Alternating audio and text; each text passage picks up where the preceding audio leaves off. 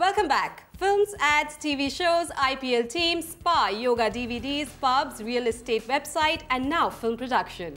So how much is too much for Shilpa Shetty? To answer that, I have with me the superwoman herself. Hi Shilpa, welcome to Business of Bollywood. Thank you. मैं भी थोड़ी सी दंग रह गई after you made me realize there's so many things on the list. Yeah, but finally you have entered Business of Bollywood. Yeah, literally. Literally. Yeah. तो इतने सारे business शुरू करने के बाद आपने film production के बारे में कैसे सोचा?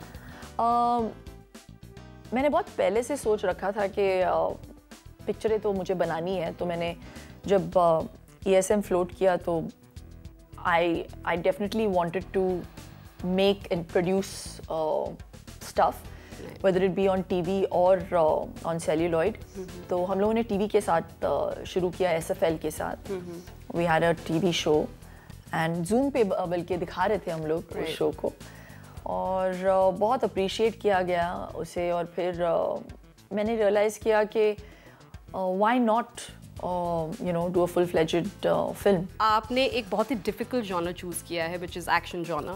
तो ये कैसे आपने decide किया? Why not a rom-com, which is tried and tested?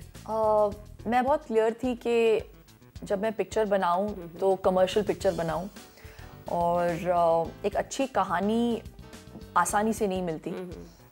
तो काफ़ी सारी स्क्रिप्टें पढ़ी मैंने, भेजी गई थी, जो सुनाई गई थी, लेकिन डिशकियाओं की जो स्क्रिप्ट थी, जब सनमजीत तलवार आए मेरे पास, जो राइटर डायरेक्टर है हमारे, तो मुझे बहुत अच्छी लगी क्योंकि इसमें बहुत ज़्यादा डायलॉग बाजी है. और कास्टिंग की बात करें तो आपने ये भी कहा कि इट इज़ अनयूजुअल कास्ट.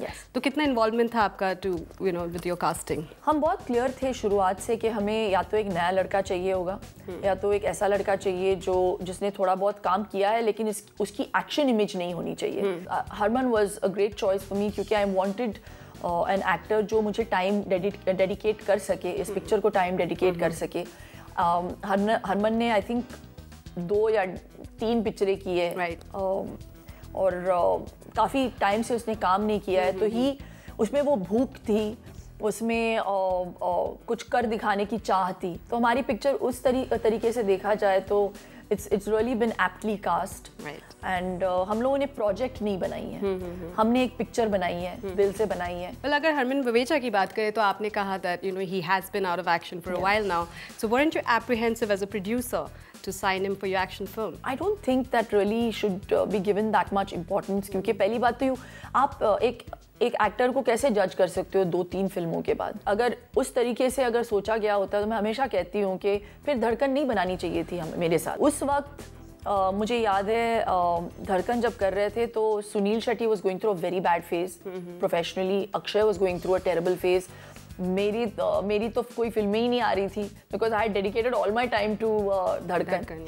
तो जब धड़कन रिलीज हुई थी उस वक्त हम तीनों बहुत बड़े फ्लॉप स्टार्स थे और वो पिक्चर बहुत बड़ी हिट हुई थी. तो would you say you're not a calculated risk taker, और आप दिल खोलकर अपने decisions लेती है, या I mean you just made a point a while back? I've repeated this time and over again कि पिक्चर का हिट होना या फ्लॉप होना इसी चीज़ पे निर्भर होता है. आप कितने बजट में बनाओ, और आप पिक्चर जितना भी बड़ा बनाओ या छोटा बनाओ, अगर PR नहीं हो पिक्चर के इर्द गिर्द, और अगर आप मार्केटिंग ठीक तरीके से नहीं करो तो इस पिक्चर को उतना अप्रिसिएशन मिलता नहीं है, या इतने लोग देखते नहीं हैं. तो marketing plays a very very big part in the business of a film.